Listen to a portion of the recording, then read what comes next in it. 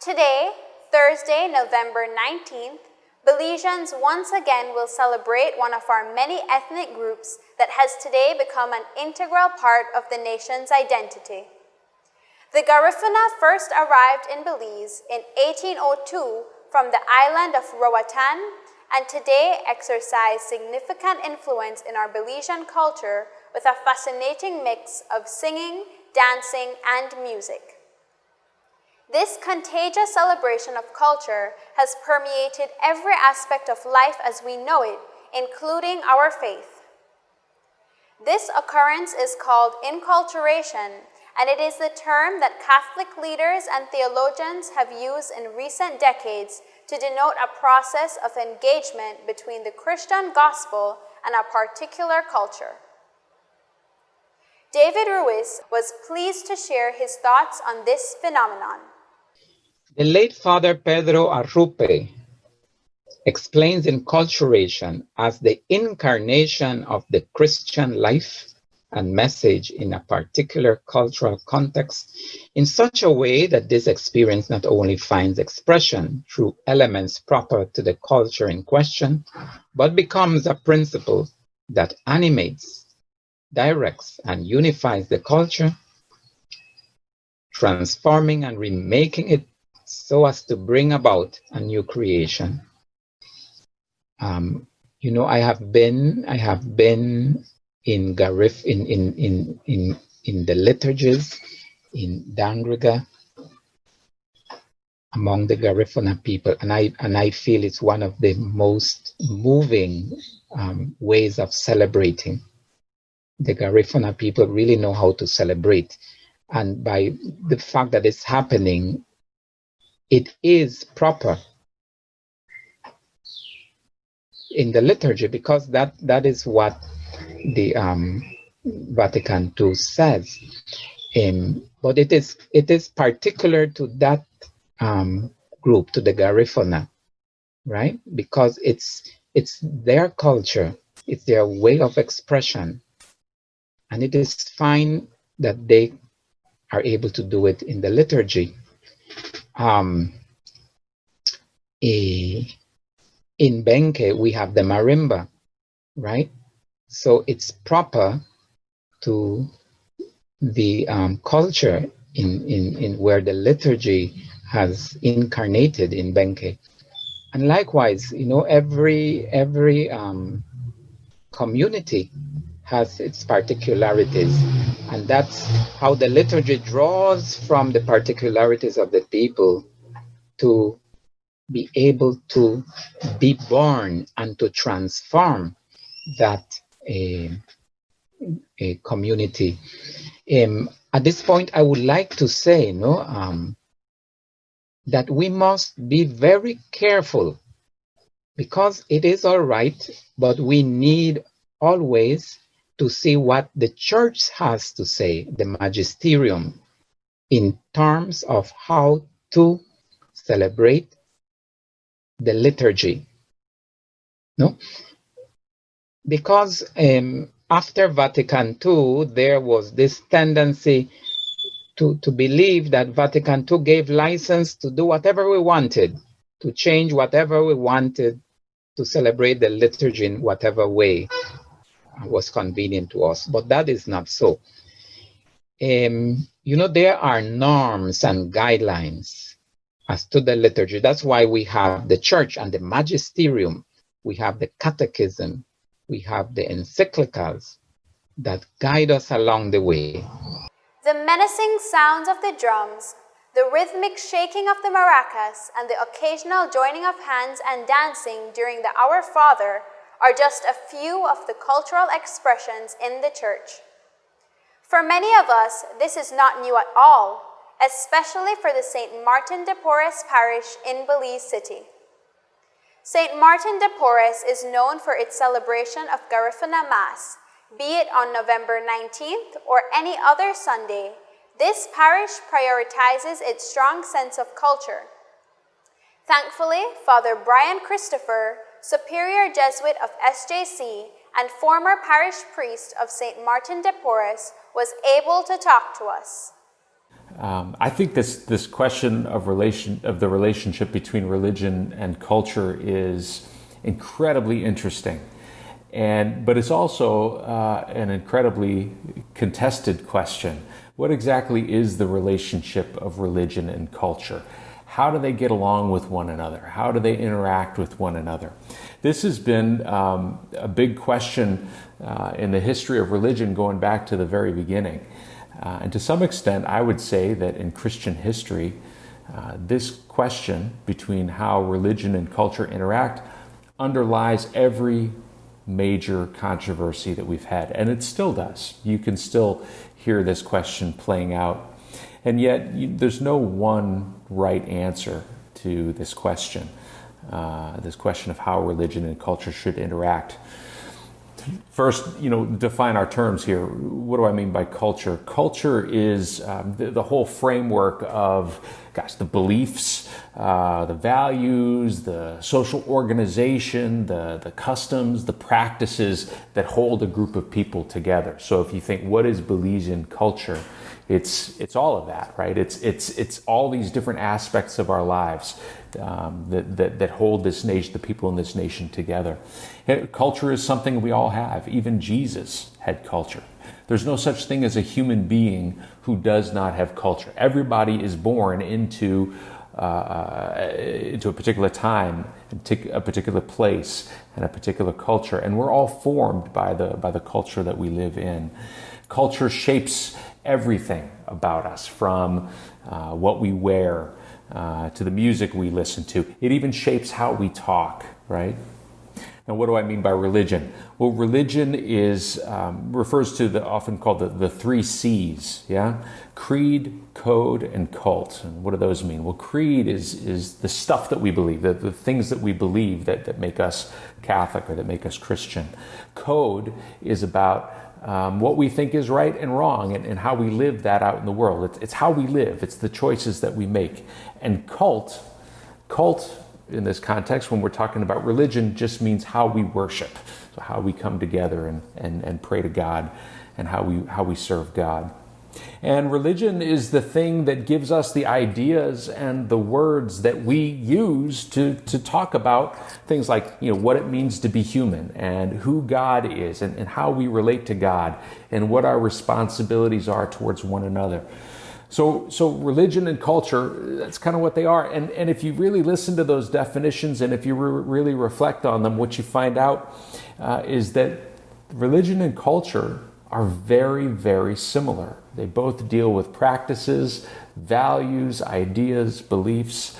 And so religion and culture live inside of each of us in kind of similar ways, right?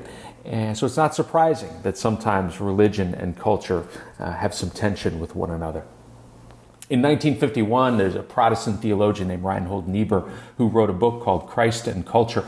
And the book has been, there have been a lot of ideas since then, but his book was really seminal in that it got us thinking, and it gave us a language for talking about how religion and culture interplay with one another. And he basically set up, there are 5 different ways that he said, very generally speaking, but 5 ways that religion and culture interact with one another.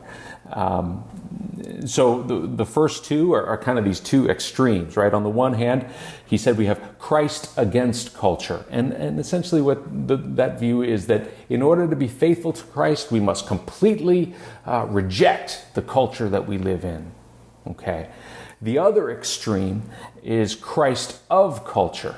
And that's more of an unquestioning acceptance of culture in our religion. And both of those are extremes that we need to avoid, and most of us do avoid that. And the other 3 categories that Niebuhr laid out are somewhere in between, basically with the view that, culture is good. Cultural practices on the whole are good things. Culture is a good thing, but it also needs Christ to redeem it, to perfect it, to keep it moving forward. And I think that there's a lot of wisdom to that. Here's what I would say. This is what I would point out about religion and culture. I think religion and culture need one another. I think that they are dependent on one another. So even though there's tension between them at times, We still need both. Yeah, that without culture, religion would cease to exist. There would be no such thing as Christianity without culture. Because without culture, we wouldn't have language, we wouldn't have music, we wouldn't have art. And where would religion be? Where would Christianity be without language? Well, you'd have to throw out the Bible, or music, or art. I mean, there would be nothing left. There'd be absolutely nothing left. At the same time, I would also say that I think culture needs religion. And by religion there, I'm talking very broadly, not just Christianity, not even theistic religions. But, I think that the culture needs something like a religion to make it work. Because culture without any kind of religious belief totally lacks depth, right? It lacks any sense of what is good, what is bad, what is sacred. And I think even if a culture rejects formal religion, I think it still finds other religions, per se, to cling to. And I see this in a lot of people that I know personally in my own life who maybe grew up Christian or grew up Catholic, but have totally rejected it. And they've totally rejected this idea of religion. And yet they still find things that shape their morality. So what worries me in those cases where people totally reject religion like that is that very often what takes its place is capitalism, right? The economy that we live in, right? And what takes its place is this extreme form of capitalism that you might call consumeristic materialism, where it's all about me and what I can get, and everybody else out there, well, I can use them however I want to get what I need. That's a really dangerous thing. But let's be clear, that's a kind of religion. It's not a religion that has anything to do with God, but it's a kind of religion. And I think that when we reject formal religion, that's what fills in, that's what takes its place, at least here in the West. Now, the metaphor that I like for talking about this relationship of religion and culture is this. I think that religion and culture have to dance with one another. I love this metaphor of thinking of it as a kind of a dance, because dancing implies a few things. Number one, dancing implies a kind of playfulness. And God knows when it comes to theological questions, people like me need to take ourselves a little less seriously, and maybe we need to be a little bit more playful. Number two, dance implies intimacy. Right? Again, both culture and religion rely on each other. And sometimes in the history of the two, religion has to take the lead in the dance. And at other times in the history of the two, sometimes culture has to take the lead. Right? Sometimes religion has to work to transform culture. And you know what? Sometimes culture has to work to transform religion. So there's a give and a take there, right? There's a giving and a receiving, and that's intimate. And thirdly is creativity. Dancing implies creativity. And like I said, I think both culture and religion end up being changed by one another when they're brought into dialogue with one another, right? And hopefully we're both enriched when that happens. That new ways of understanding God are created, new ways of understanding ourselves as human beings are created, and new ways of worshiping God are created. And that's really important.